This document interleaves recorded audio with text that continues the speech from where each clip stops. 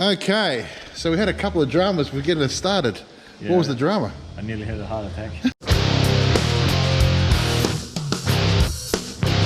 G'day and welcome to the Harley Road Show. If you're new to the channel, welcome. If you're regular, welcome back. We're back down here at GRM Performance, back on the 2010 Softail standard build. Let's go and speak to Romy and see where we're up to. From what I can see, heaps has been done.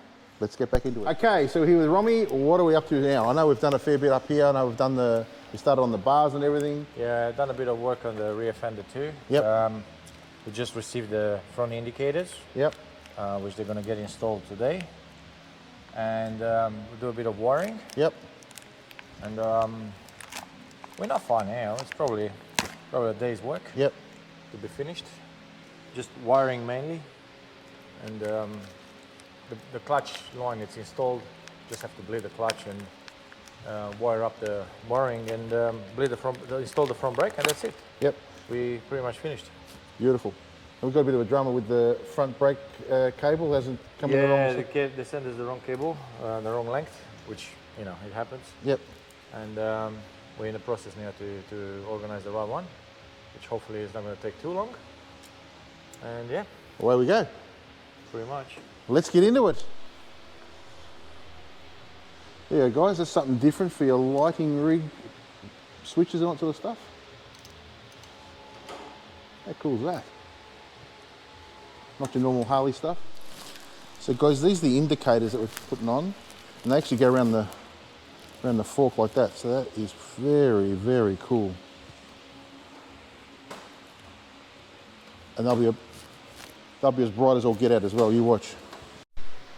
So question, all these little knickknacks like this and all the different types of indicators and that, are you constantly researching that sort of stuff, or you're looking it up, or you're looking for ideas, or do people send them to you, like try this product? That's a very good question. Well, I guess over the years, you know, I'm doing this for 20 years, more than 20 years now. You sort of learn the brands in the industry, and you sort of start knowing who's who and what's what, and you usually, it's like building a house, I guess, because you build a bike from scratch. It's the same like building a house, and then based on your budget and the certain expectations that you have from the finished product, you look at the high end manufacturers or mid-range manufacturers. I'm not dealing much with the lower end. I'm just rather not do it. But so when you build something like this, you know, okay, well, this is a high-end product, so I'm going to go straight to the high-end manufacturers and check what they have available. In this case, I knew about these controls. I used them before, so I just decided to use them, and mainly to keep the bars really clean. That's why I use them. It's quite expensive, but the bike itself, the project, it's an expensive project, so you know it sort of made sense. But that's usually the process of thought. You based on the project that you're building, then you start looking for certain manufacturers and see what they have to offer.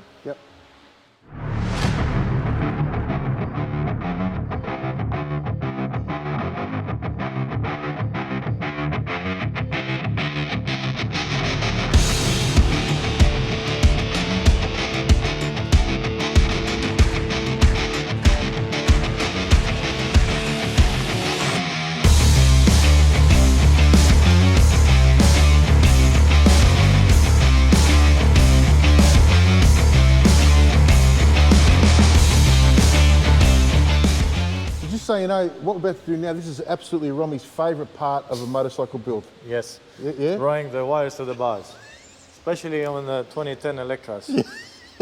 They're the best part. You gotta love it. You gotta love it.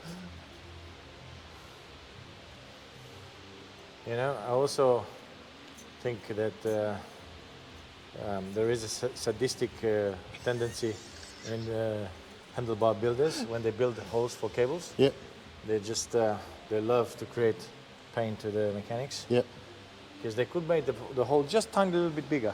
But why do that when that would be nowhere near as much fun? Yeah, well, that's it. Because they're bloody sadistic. That's why they enjoy this thing.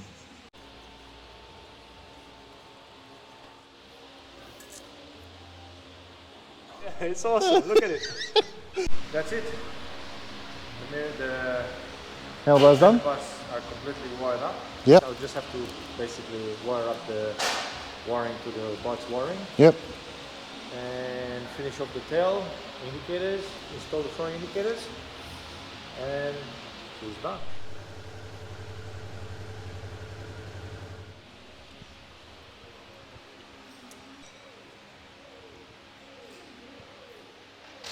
Yeah? They look way cool, don't they?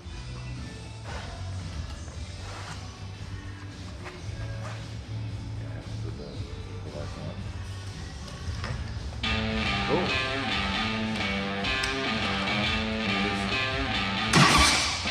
Cool. She wants to go.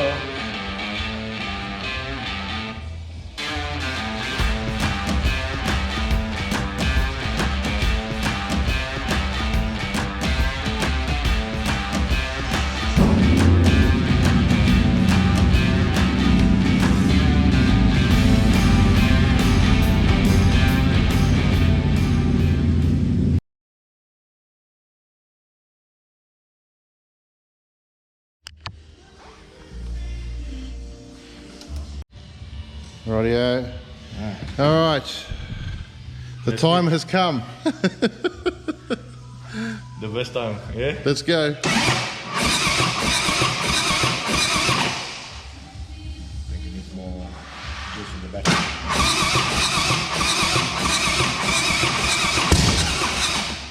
Nearly there.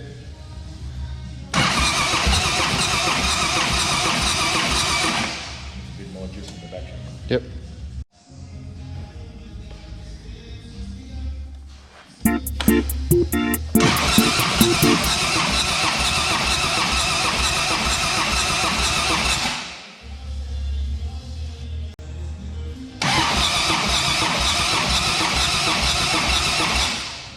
Can you hold this for a second? Yep.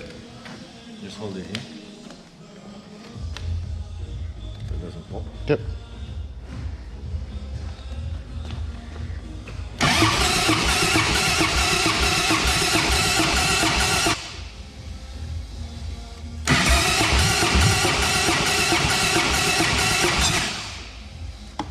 Batteries looks like Low. Yeah, the battery as well. Take two. Let's go. Let's see.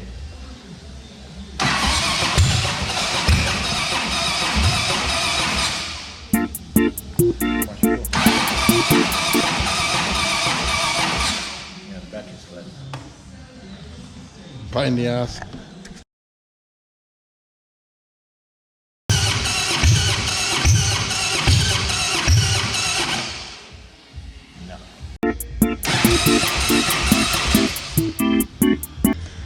Okay, so we had a couple of dramas. We're getting it started. Yeah. What was the drama? I nearly had a heart attack. I'm 5 years older. And Graham. I'm great. Well, what happened was one of the rockers was touching the rocker cover. Yep. I was keeping the intake valve open on the rear cylinder. Yep. Well, I have to admit that I should have checked. Yep. And yeah, there you go. I didn't, and I mean, we're talking because I did check. Yeah. You know, the rocker covers are going fine, but you're talking like $0.25 mil. Yep. It was like literally, I just shaved a little bit of aluminum, like a millimeter off, and it was fine. It was just tiny, the tiniest little bit, but it was enough to cause issues. Let me tell you, the sphincter was tightening. 100%. All right, take three. Let's get this baby started.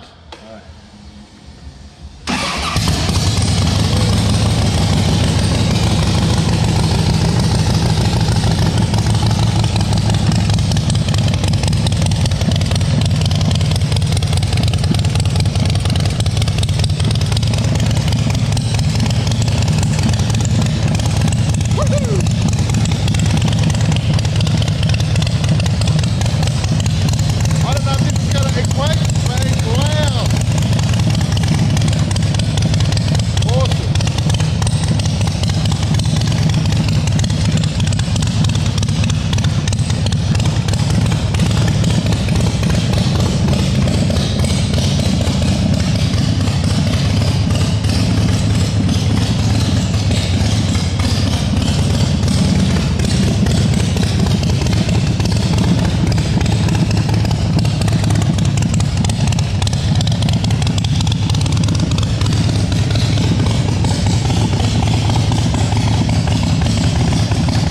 so we've got it started. Thank God for that. It all happened. So pretty much we're just about ready to go. Not far off. Yeah, I just have to wire the rear indicators. Yep. I have to swap the low beam and high beam wires and do a light tune on it. Yep. And yeah, it's pretty much Out the door. Done out the door. Out the door. Yeah. Guys, we'll come back. We'll have a look once it's all done. It's all complete. I'll show you what that looks like. But pretty much this is just about all done and out the door. Wow. How good does that look? What do you reckon, mate? Very, very, very happy. Yeah? Mate, that looks sensational. What do you think? Oh, it's gorgeous. It's just like ridiculous. What do you think? Fuck off. It's too early. Mate, that looks sensational.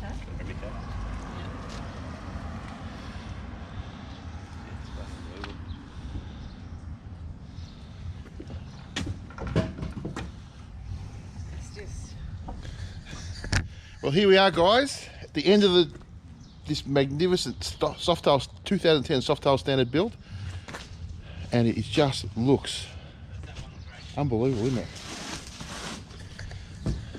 And like I said the last time, there's all these little Easter eggs you find along the way as you look around. Unreal.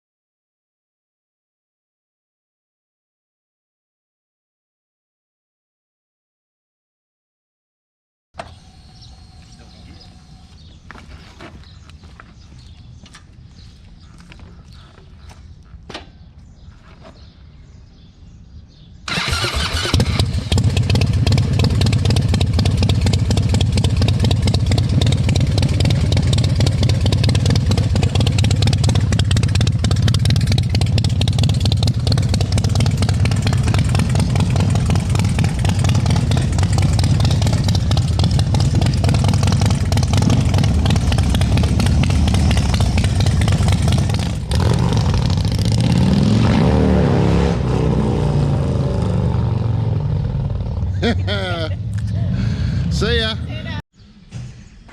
Okay, so another project complete and out the door. Obviously a very happy customer. So what actually went into that bike? I mean, there was so much stuff went into that bike, it was ridiculous. Yeah, well, I'll have to admit that the challenge is probably one of the biggest projects that I worked on. Yep.